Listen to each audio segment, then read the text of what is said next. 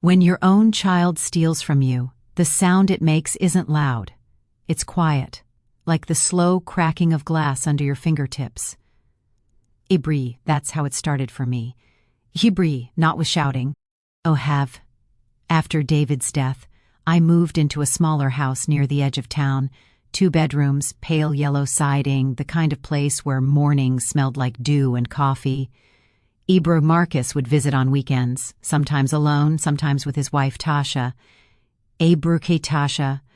Well, she was polite, but distant, always dressed too sharply for comfort. Crisp white blouses, gold hoops, nails that clicked when she scrolled through her phone. She'd smile, but it never reached her eyes. And she had this way of looking around my house as if she were measuring it, not for affection but for value. Marcus adored her. I could see why.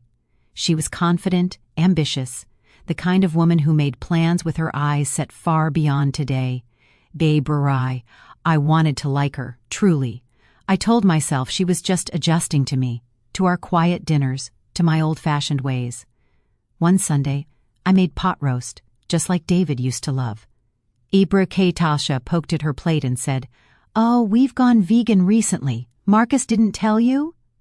Abr-il. Ooked at my son, who avoided my eyes. Ibrif, I laughed it off. "That's all right, dear. I'll remember next time." But that night after they left, I sat at the table, staring at the untouched roast, wondering when my son had started having a life I wasn't part of. Ibrahim Marcus had a good job, or so I believed. He worked in property management, traveled often for business, and always seemed busy. Still, he'd call me, sometimes in the evenings. P. Burker. "Mom, you good? Need anything?" "No, sweetheart, I'm fine." "Oh, whenever I was. Or I thought I was. Aber. I live simply. My pension and David's savings gave me comfort. I kept my bank details in a small folder in my desk drawer, a habit from when I used to help David balance our books. It wasn't much, but it was mine, the fruit of years of work and quiet discipline. Sometimes I'd think about leaving a little extra for Marcus, for his future children, perhaps. I even told him once, "You won't have to worry when I'm gone. I've made sure of that." He priled, a soft, grateful smile. "Thanks, Mom. You're the best." If only I had known what those words would come to mean. The first time something felt off was a Tuesday morning in early spring. I'd gone to the market and my card declined. The cashier, "That bank glitch. Maybe it's a bank glitch," she said, but I handed her another card. That night I logged into my bank account. The screen loaded slowly, the cursor blinking like a heartbeat. And then I saw it. A withdrawal. Not small, not accidental. $2,500. Another 2 days later. $3,000. Each marked, online transfer. I froze. I hadn't made any transfers. Any transfers? I barely knew how to use the online system except to check balances. For a moment, I thought perhaps someone had hacked me. It happens, right? So I called Marcus. He didn't pick up. I texted, "Hey honey, just checking in. My bank account looks strange. Think I should call the bank?" He replied an hour later, "Yeah, Berkey. Yeah, Mom, ban. KS glitch sometimes. Don't stress, I'll check it for you later." That was it. No worry, no follow-up, just casual dismissal. But his tone, or rather, the lack of it, left a pit in my stomach.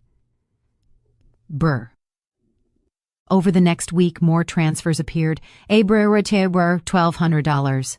Died, $900. $4,000. All to the same recipient, M. Harper. My heart sank. Marcus's full name, Marcus David Harper. I remember sitting there, the cursor hovering over the screen, my tea growing cold beside me. For the first time in my life, I didn't want to believe what I saw. I kept telling myself there must be a mistake. Maybe he was moving funds for me, maybe some mix-up. But deep down, a cold certainty began to grow. Kiro, Kibro. Well, that Friday, I called him again. Ibrusifree. He answered, this time, voice cheerful. Oh, what's... Marcus, I said, trying to keep my voice steady. Have you been transferring money from my account? She Brett. He paused, just for a fraction of a second. Brown, that. Then he laughed. Oh, that. Yeah, I borrowed a bit. I should have told you. We had this last Inuit trip, and I didn't want to stress you out. Ibrka. Trip. Rirka. Yeah, Tasha's mom wanted to celebrate her retirement. We're heading to Bali next week. Ebrikibre. Bali? My voice cracked on the word. Ibre. Don't worry, Mom. I'll pay it back, promise. I sat there, the phone pressed against my ear, listening to my son, my only son, tell me that he'd emptied my savings to go on vacation with his wife and her mother.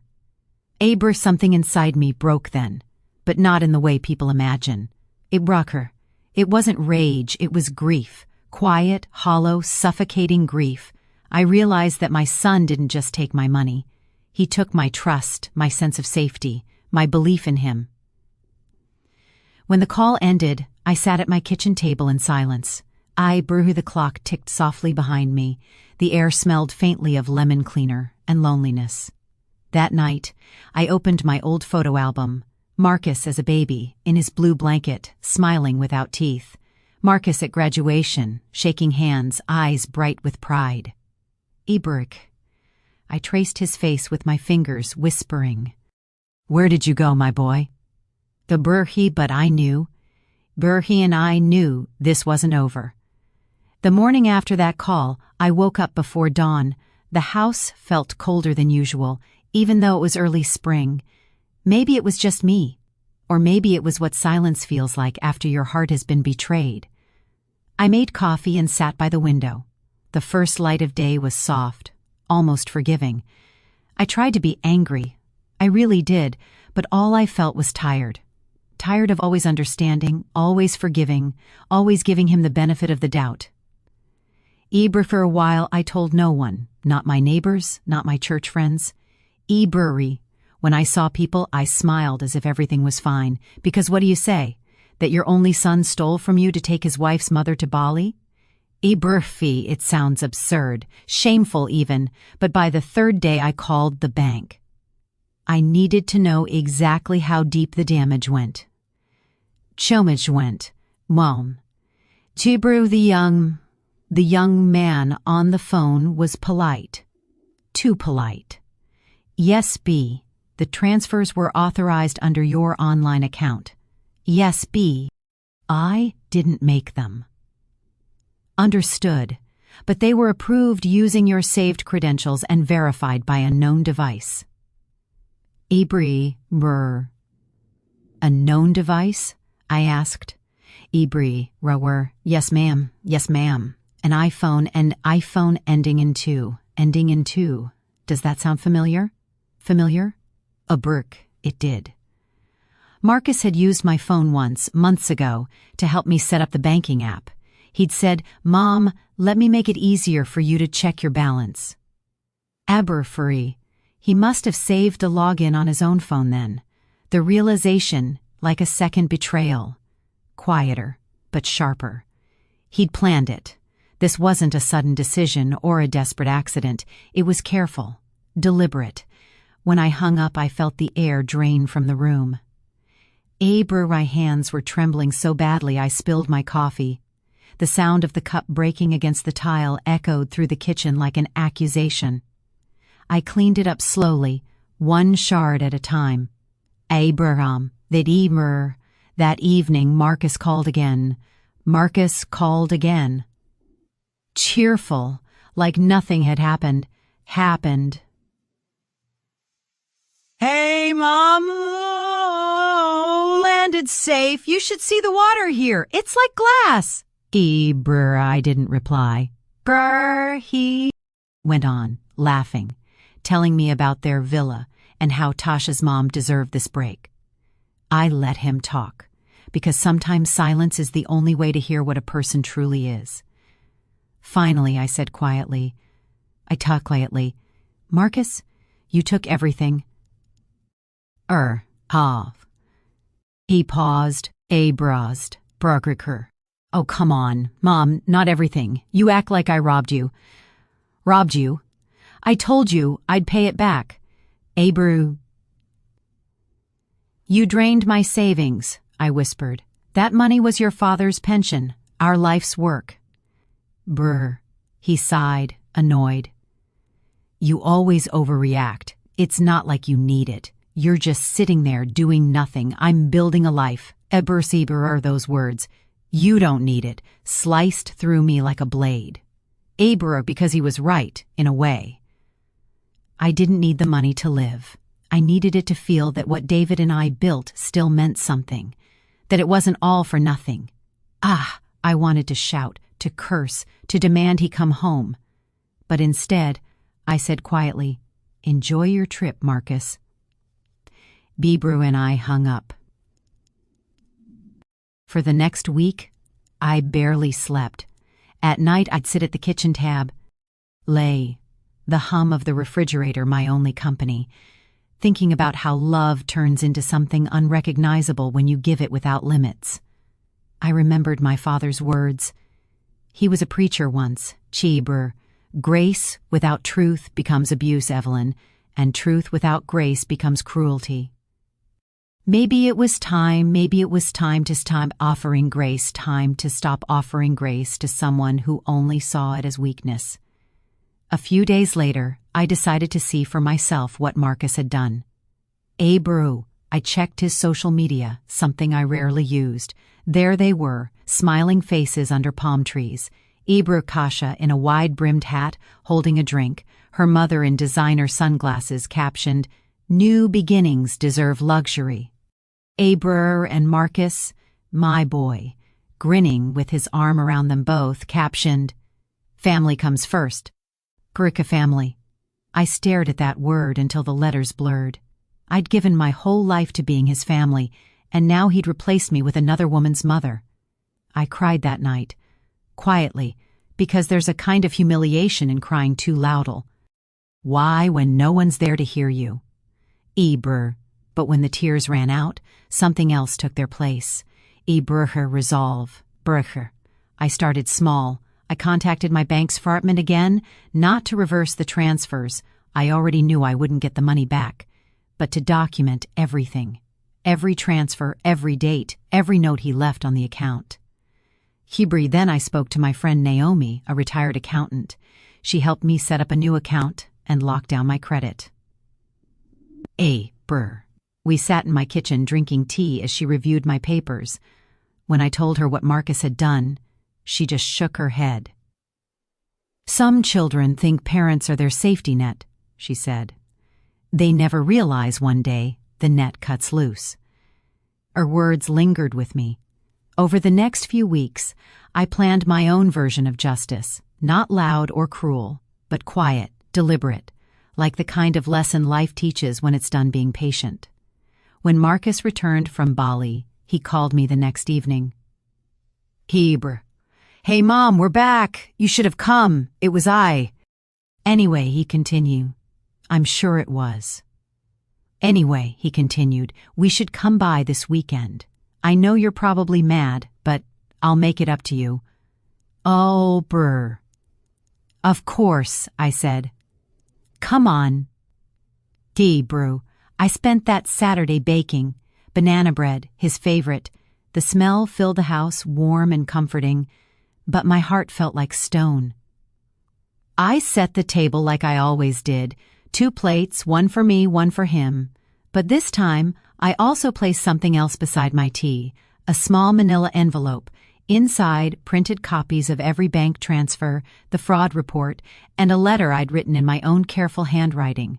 When he arrived, Tasha was with him. She wore a new gold necklace, no doubt from my money. "Smells amazing, Mom," Marcus said, kissing my cheek like a boy who still believed I'd always forgive him. We sat, ate, talked. I asked about the trip, listened to their stories, nodded, smiled even, and when we finished, I slid the envelope across the table. "Ibr, what's this?" he asked. "Ibr, just so. Meething for you to read later," I said. "Ibrki." He looked curious, but didn't open it then. "Ibroki," Tasha glanced at it and shrugged. They left soon after, hugging me goodbye. Marcus said, "I'll call you tomorrow, okay?" Rurkai smiled. "Of course." Ibr. When the door closed, I sat in silence again, the clock ticking behind me. Ibri, birth time. But this time, the silence didn't hurt, because I knew. By tomorrow morning, he'd read what was inside. Ibrahim and everything between us would change. Marcus didn't call the next morning. He didn't text either. By noon, my stomach began to twist, not with guilt, but with anticipation. I knew he'd read the letter, and I knew it would sting, not because of what I wrote, but because every word was true. That envelope wasn't just numbers and records. It was a confession of what he'd done, in my handwriting, written the way I used to mark his report cards when he was little, clear, calm, precise. The letter read, Ibrahim, Marcus, this isn't about the money anymore. You took from me what your father and I be. Yield with decades of hard work. But worse, you took my trust. And that, my son, is something you cannot replace with a promise. I have reported the theft to the bank and to local authorities, but not to punish you. I did it to protect myself from what you might do next. You've crossed a line, and I cannot pretend it was an accident. From now on, we will keep our finances and our lives separate. I will not lend, borrow, or share accounts with you again. I love you, but I will not enable you. Ebra. If you wish to rebuild our relationship, start by rebuilding your integrity, Mom. That evening, I heard a car pull up outside. Ibr. I watched from the window as Marcus got out. He stood by his car for a long time before walking up to the porch. His shoulders were slumped, his usual swagger gone. When I opened the door, he didn't meet my eyes. "Can I come in?" he asked. We sat in the living room, the same room where he once played with toy cars on the carpet. Now he sat at the edge of the couch lick. Mom, do you really reported me? Farted me? He asked finally. Finally. Kubri. Kidu, I did. Mom, do you know what that could do to me? My job? I know, I interrupted softly. And you knew what taking that money would do to me. He sighed, rubbing his hands over his face. It wasn't supposed to go this far. Tasha wanted that trip so bad. Her mom, she's been through a lot. I just wanted to make them happy. By stealing? I asked. I was going to pay it. He snapped. Shaft then caught himself. His voice softened. I just needed time. I stared at him. The man he'd become, the boy I'd raised. Somewhere along the way, he'd learned to measure love by what it could give him, not by what it meant to earn it. Marcus, I said quietly, your father and I worked 40 years for that money. Every dollar was a promise. To each other, to you. I can't just overlook what you did. Bro. He looked up then, eyes red. So that's it? You're just cutting me off? No, I said. I'm giving you a chance to grow up. Bro. He left soon aft. Slamming the door behind him.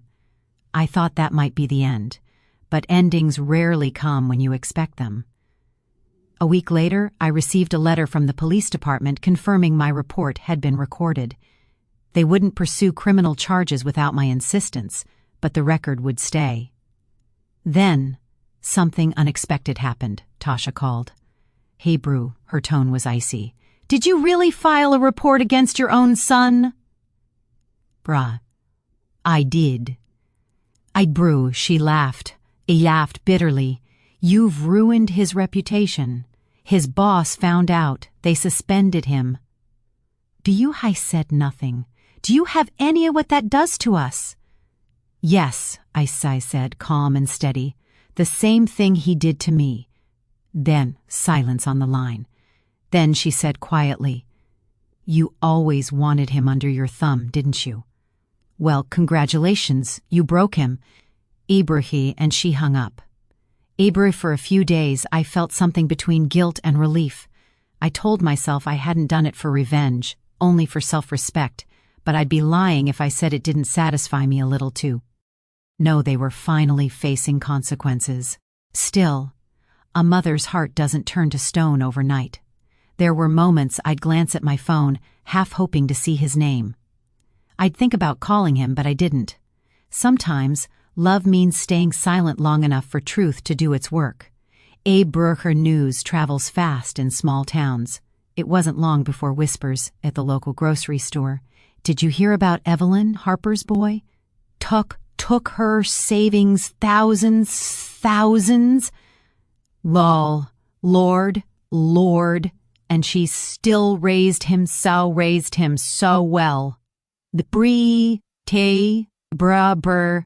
I pretended not to hear, but inside I burned with equal parts shame and defiance. Naomi told me later, "You did what you had to. Sometimes people need to see what happens when you bite the hand that fed you." Marcus moved out of his apartment a few weeks later. I learned through a mutual friend. Tasha had left him. She apparently said she couldn't be with someone who brought bad luck. Brooke, I'd be lying if I said I didn't feel some vindication, but beneath it was sadness. Not for Tasha's departure, but for what Marcus had lost in himself. A month passed before I heard from him again. Ibrahim. It was a Sunday afternoon, and the doorbell rang. When I opened it, he stood there, eyes tired. He held a small envelope in his hand.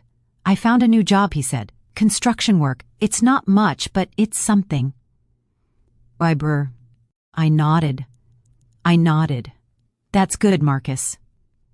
He held out the envelope. "It's $500. I know it's nothing, but it's a start." My heart softened. I took the envelope and set it on the table. I took the only envelope. Bree. "Shits. Down," I said. "You look hungry." Bree hesitated. He hesitated, then sat. Him tea, and for a moment it felt almost like old times, except quieter, more fragile. We didn't talk about Bali, or the money, or the police report. We just sat in shared silence, sipping tea, letting the air between us mend itself one breath at a time. That night, after he left, I stood by the window again, watching the STR. Lights glow on the empty road. It struck me how strange forgiveness is, how it doesn't come as a grand moment, but as small, hesitant steps toward hope. Marcus had hurt me deeply, but in his attempt to repay, I saw a spark of the boy he used to be, the boy who used to bring me dandelions from the yard and say, "For you, Mom, because you love yellow." Maybe that boy wasn't gone completely. Maybe he was just buried under years of selfishness and pride, the kind we all carry until life humbles us. A week after that quiet afternoon, I found myself thinking about Marcus more often. Not the man who'd betrayed me, but the boy he once was. Ibrahim, the one who used to race his father down the block on his red bicycle, the one who cried when he broke my favorite teacup and tried to glue it back together with school glue and hope. It's strange how time shifts when pain begins to fade. It doesn't erase what happened. It just softens the edges, like water wearing down stone. Ibrahim. One evening, as I watered my plants by the porch, I saw a familiar car stop in front of my house. Ibrahim. Marcus got out, holding a small cardboard box. He looked unsure, hesitant. Like a child. Like a child at confession. Confession. Abra. "Hey, Mom. Mom," he said softly. "Abri, hey, spur. Can I come in?" Inside, he placed the box on the coffee table. I noticed how nervous his hands were, how he avoided looking at me directly. "Brooke, I wanted to bring you something," he said. "It's a few things from Dad's old stuff. I was cleaning out storage, and I thought you'd want them." I opened the box. Inside were David's old cufflinks, his fountain pen, and a stack of letters tied with a blue ribbon, letters he'd written to me during our early years of marriage. I hadn't seen them in decades. The sight of them brought tears to my eyes. Burker. Cree. "Where did you find these?" Burker Cree. "E brought 'em of the storage unit, he said. "I guess I never noticed them before." I brushed my fingers over the letters, feeling the ridges of his handwriting through the paper. "Burker, for a mom?" "Aunt." I could almost hear David's voice again. Warm, steady, forgiving. Marcus sat quietly, watching me. Then he said, "I've been going to therapy, Mom." I looked up, surprised. "Therapy? Therapy, most." He nodded. I didn't realize how much anger I had, how much I resented things. "What things, Keynes?" "Things." A hesitated. "I always felt like I had to live up to Dad, to be perfect for you, and when I couldn't, I just started blaming you for everything. Like somehow it was your fault I wasn't enough." His words hung in the air, honest, fragile, heavy. I leaned back in my chair, letting the quiet fill the space between us. "Marcus," I said gently, "I never needed you to be perfect. I just needed you to be kind." "Oh," he nodded, eyes glistening. "I know that, no, I really do." For the first time in months, I believed him. Over the next several weeks, Marcus came by more often. He'd fix the loose railing on my porch, mow the lawn, even help me carry groceries. Not out of guilt, at least not entirely, but out of some. Eating closer to care. He was quieter now, humbler. The arrogance that once filled his voice had been replaced by something gentler, the tone of a man who'd seen what pride could cost. One afternoon, while we were sorting old photographs, he said, "You know, I told Tasha about therapy. She didn't care. She said I was wasting my time. She's with someone else now. Raw." I looked at him carefully. "How do you feel about that?" "You feel about that?" "Brand, a bro." He sighed. "Relieved. I think I loved who I wanted her to be, not who she really was." I smiled sadly. "Sometimes we all do that. Love the idea, not the person." "Ibris," he chuckled softly. "Guess I got that from you." "Oh, got that from you." "Abria." I raised an eyebrow. "Oh." "You always saw the best in people, Mom, even when they didn't deserve it." That made me laugh. "Yes, and look where that got me." "Sabal," he smiled. "Maybe it got you here, still standing, still forgiving." By late summer, things between us had changed, slowly, carefully, like dawn spreading across the sky. Marcus had repaid a poor Tian of what he owed me. Not the full amount, but enough to show intent. He started volunteering at a local shelter, helping people find housing. The irony wasn't lost on me. The man who once took from others was now learning what it meant to give back. One Sunday, as we sat on the porch, I said, "Do you remember what your father used to say about forgiveness?" She brew. He shook his head. Forgiveness isn't saying it didn't matter, I recited softly. It's saying you matter more than what you did. Ibru Marcus was quiet for a moment. Then he said, "And I know if I deserve that, Mom." "Maybe not," I replied, "but you're my son, and that means I'll always hope you'll deserve better than what you've done." He reached for my hand, then gently, like he used to when he was a little boy afraid of thunderstorms. "Thank you," he whispered. We sat there for a long while, watching the evening light settle across the garden.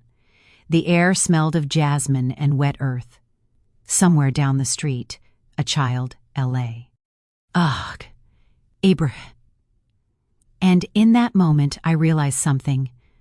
Revenge had never been the point. Justice wasn't about hurting him back. It was about teaching him what pain costs. And maybe, just maybe, giving him the space to find his own redemption. In September, Marcus surprised me with a small framed photo, one from years ago when David was still alive. It showed the three of us at a picnic, laughing, our faces turned toward the sun. He'd restored the photo, cleaned it, even printed a copy for himself. On the back, he'd written in small, neat handwriting, "Ibru, for all the times I forgot where I came from." I hung it in the hallway where I could see it every morning, and sometimes when I passed by, I'd touch the frame and whisper, "You're getting there, my boy, you're getting there." A few weeks later, Naomi visited again. Over tea, she smiled and said, "So, the prodigal son returns." "Ibru her," I chuckled. "Something like that." "Brabber, proud of him." "You proud of him?" she asked. I thought for a moment, then nodded. "Yes, not for what he did, but for what he's trying to become." She smiled knowingly. "That's a good kind of pride." Brew. As she left, I stood on the porch, watching the leaves start to fall. The seasons were changing again, just like us. That night before bed, I sat down with my journal and wrote, "Ibri." Sometimes love is not about saving someone from their mistakes. It's about letting them fall so they can learn how to stand again. I don't regret teaching Marcus that lesson, because in saving myself, I might have finally saved him too. Burke, it's been almost a year since everything happened, since the bank calls, the police report, the tears, the silence. A year since I sat in that kitchen staring at my son's name on a screen and felt my heart fold in on itself. I still remember that feeling, though it doesn't hurt the same way anymore. It's softer now, like a scar that no longer aches but still reminds you of what it cost to heal. Marcus comes by every Sunday now. He brings groceries, sometimes flowers. Sometimes he just brings himself and quiet company. We've developed a new rhythm, gentle, cautious, but real. We don't talk about the past much. We don't need to. The silence between us has changed its shape, from punishment to peace. Sometimes he'll sit on the porch while I knit, and he'll say, "I still can't believe how stupid I was." And I'll smile and say, "We all get stupid sometimes, Marcus. What matters is who we become after." He always nods, quiet and thoughtful.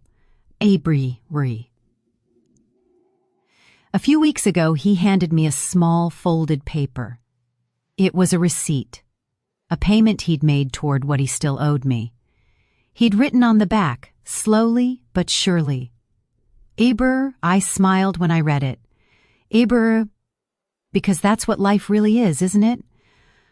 A long journey of slowly but surely. I've come to understand something important in all this. When you're betrayed by your own blood, revenge isn't the answer. You think it will heal you, that watching them fall will fill the hollow space inside you. But all it does is echo. Real revenge, the real justice. Comes from standing back up with your dignity intact, from showing the person who broke you that they no longer have the power to define your peace. That's what I did. I stopped letting Marcus's choices shape the story of my life. I took back control of my finances, my home, and most importantly, my self-worth. And in doing so, I forced him to face the one thing no one ever had, himself. I won't pretend it was easy. There were nights I wanted to call him to say, "Forget it, come home, everything's fine." Ibra. Because that's what mothers do. We make excuses for the people we love. Bibra of, but love without boundaries isn't love. It's surrender. Ibra and I had already surrendered too much, so I stayed strong, and somehow by doing that, I gave him the space to learn strength for himself. One Sunday, as he was leaving, Marcus turned at the door and said, "You know, Mom, I think that report, the one you filed, it saved me." Abr frowned. He nodded. "Yeah, If you hadn't done that, I'd still be out there lying to myself, thinking I could get away with anything. You made me face who I was." Hi. I smiled then, not proudly, not smugly, just softly. Keeper, because that's what I'd hoped for all along, not to ruin him, but to wake him up. Sometimes, when I walk past the mirror, I catch my reflection and see the woman I've become. Older, yes, but stronger too. Not the kind of strong that shouts or demands, but the kind that endures quietly, steadily. I think David would have been proud of that. He always said, "Evelyn, you've got a backbone made of grace." Brie back then. I never quite knew what he meant. Now I do. A few days ago, I received a small envelope in the mail. Inside was a photo Marcus had taken, a sunset over the ocean. On the back, he'd written, "Iberhri, the view from where I'm standing now. Thanks for teaching me what piece our family picture next to our family picture in the hallway, side by side, who we were and who we're becoming. Abru." And every time I pass by, I whisper a quiet prayer of gratitude. Not because everything turned out perfect, but because it turned out real. I don't know if every wound between a parent and child can heal, but I do know this: forgiveness doesn't mean you invite someone to hurt you again. It means you choose your peace over their punishment. You choose to let go, not for them, but for yourself. And that's the kind of freedom I wish for anyone who's ever been betrayed by someone they love. Because I've learned that the loudest revenge isn't in shouting or fighting or taking them down. It's in quietly building a life they can no longer break. If you're listening to my story tonight, maybe you're a mother like me, or a son, or a daughter who's walked away from someone they hurt. I want you to remember this, Hebrekri. It's never too late to become someone new, and it's never too late to forgive, even if forgiveness doesn't mean reunion. Sometimes peace comes not from what you gain back, Iberha, but from what you finally learn to live without. Ibrahi Wold. You have done what I did. Would you have reported your own child, or kept it secret and let them get away with it? Taburi. Tell me in the comments. I read every one of your stories, and sometimes your words help more people than you'll ever know. And if my story touched your heart tonight, don't forget to subscribe and share it. Abra. Because someone out there might need to hear that it's okay to stand up for yourself, even when it's against the person you love most.